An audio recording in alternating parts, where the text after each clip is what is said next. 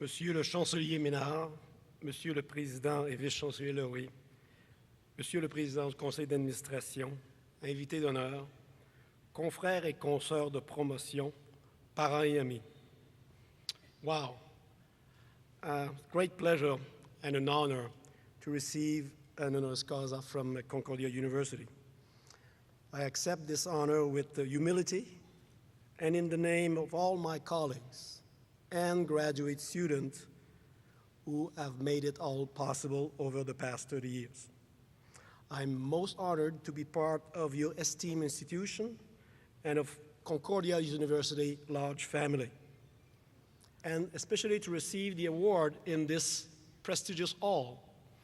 I have attended many concerts in this hall, but I never dreamt that I would be on stage here at la salle Wilfrid-Pelletier.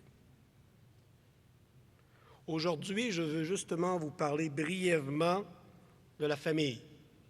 In fact, I would like to talk to you about three families: my nuclear family, my professional family, and my global family. First, the nuclear family.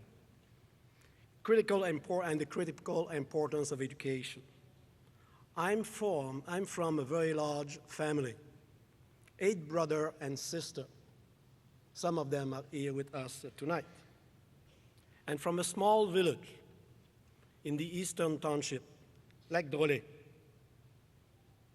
My parents, Joe and Fernand, were not even able to complete primary school. And they were kind of jack of all trades, with my father doing all kind of jobs in the small village. In the days that I remember, the age of 5, 6, 7, they bought a restaurant, so they owned the only restaurant in the small village. So I learned very early on to make hot dogs, club sandwich, and hamburgers. So you should try those, and it's very useful in life. However, even if Papa Joe and Maman Fernand did not have much education themselves, they really supported us without any questioning, and often saying, well, education will ensure your place in life later on, and hopefully you'll be better off for that. And here today, all the graduates, certainly that's one of the motto that we should all aim for. Education is key, and we must make sure that the younger generation get the best of education, and I'm sure that Concordia is one of the better places for that matter. So how did it happen to me that I decided to go into neuroscience? Well, I don't know about you, graduate in the room here, but I did not really decide that. I was not born to be a neuroscientist. It just happened that it was fairly easy in high school, and my chemistry teacher said, well, you should go to college, you should go to Cégep. Well, why not? I came back home, told my parents I'll go to Cégep, and they said, why not? As long as you do something that you enjoy, that you like to do. In Cégep, again, fairly easy for me. I enjoy mathematics very, very much. And during the last session, I had a prof in geology, rock science. And he was a great teacher. So I was kind of mixed up when I decided to say, well, I go to university. So I applied at the University of Montreal in geology. I applied at the Université du Québec at Trois-Rivières in biomedical engineering. And I applied at University of Sherbrooke in biology. So really it was not that decided what I wanted to do. I was accepted in all 3 places, but then University of Québec at Trois-Rivières canceled their biomedical engineering program. So I was left with 2 choices, geology or biology, which is not exactly the same thing. Then my father helped me very, very much, because my brother Charles, who is in the room here tonight, was starting Cégep in Sherbrooke, at that time in administration. So my father said, well, if Remy, you decide to go to University of Sherbrooke, both of you in Sherbrooke, I'll buy you a car. So I ended up in biology because of a car. And I must say, when you're 18, that's a good reason. And then the rest is all about the same. Start the biology at Sherbrooke, plan to do a master and PhD at University of Montreal in cancer research. My advisor lost his grant, even in those days it was happening, so I had to find something last minute. I went to my future professor of the time, Domenico Rigoli. Domenico Rigoli, the family, Italian, and he did not ask me for my marks. He said, oh, everyone has them. Are you from a large family? How many brother and sister? So I became part of his Italian family. So we had always had the support of the family, of my parents, and of the brother and sister. And later on, very, very important, the support of my wife, Pierrette Gaudreau, my son, Sylvain, and the grandson, Cédric. All three of them are in the room tonight. The key part of my life, and I will not be where I am today without all of them. My academic family. Je suis très fier de ma famille académique, qui inclut les chercheurs à l'Institut Douglas, plus de 50 chercheurs spécialisés en recherche sur le cerveau et en santé mentale, et mes étudiants gradués, canadiens, européens, asiatiques, comme il a été mentionné plus tôt, environ 70 étudiants gradués qui maintenant travaillent en milieu académique ou en milieu industriel un peu partout à travers le monde. Je suis très fier de mes étudiants et essaie de les aider le plus possible dans leur vie académique ou leur vie en milieu privé. Nous formons une famille unie et nous essayons de nous voir au moins une fois ou deux par année pour essayer de maintenir les liens. Et maintenant, on est rendu aux petits-enfants, si on veut. Et ce qu'on reçoit sur le site du laboratoire, c'est les nouvelles des étudiants qui se sont mariés. Des fois aussi, il y a des divorces. Il y a aussi des enfants. Maintenant, on commence à recevoir les photos de leurs enfants. Et un dernier en liste, le fils de Wayne Rowe. Wayne Rowe a fait son cours sous-gradué ici à Concordia. Il a fait son PhD à McGill. Et Wayne, il travaille maintenant dans une compagnie pharmaceutique au New Jersey, Sanofi. Il a nommé son premier fils, l'an dernier, Douglas, parce qu'il se rappelait du Douglas. Donc vraiment, pour moi, c'est un geste assez particulier.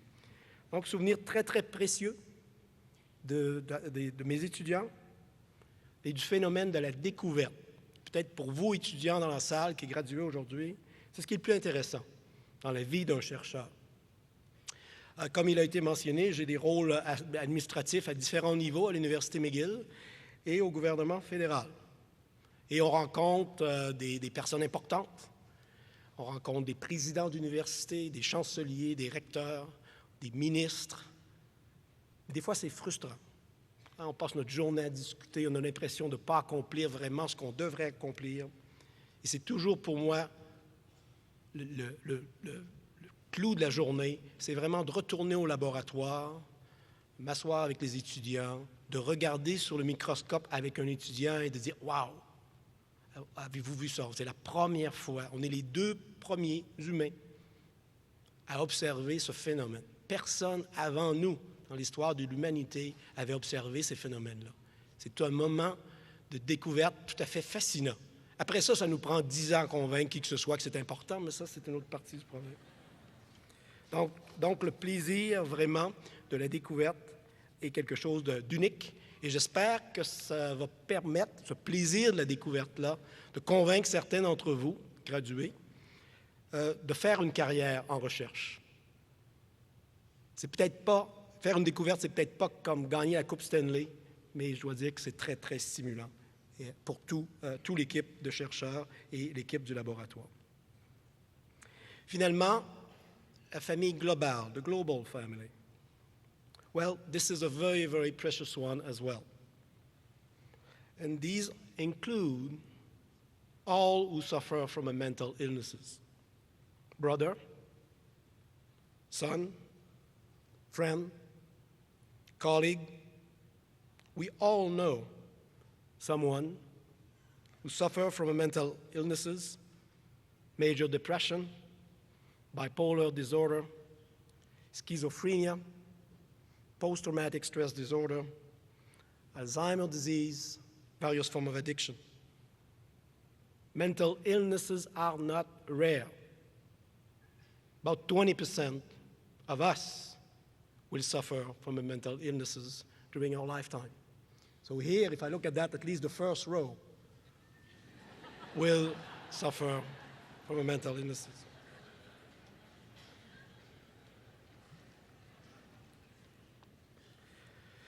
Mental illnesses impose major suffering to the person affected, afflicted, but also to the family. And still, too often is stigmatized. Less than 20 years ago, but still too stigmatized. We must invest more in research, in neuroscience, and in mental health to be able to better understand the cause of these diseases so that we can treat it more properly. I dream of the day where everyone will be able to talk about his or her mental illnesses the same way as someone brag about his heart attack 2 weeks later on the golf course. We're not there yet, but we're making progress. Of course, government have to increase funding for mental health research. Private sector have to increase funding for mental health research. But as important is you, every one of you in this room, making it your cause. To try to speak about mental health, about mental illnesses, to become more open about it, more public about it. And I think if we do that, and all of us work toward that goal, we will succeed. I'm proud of having been able to pursue a career in research, in mental health, and in the understanding of the brain, the last frontier. There's still so much to do, so little we know, but we're making progress.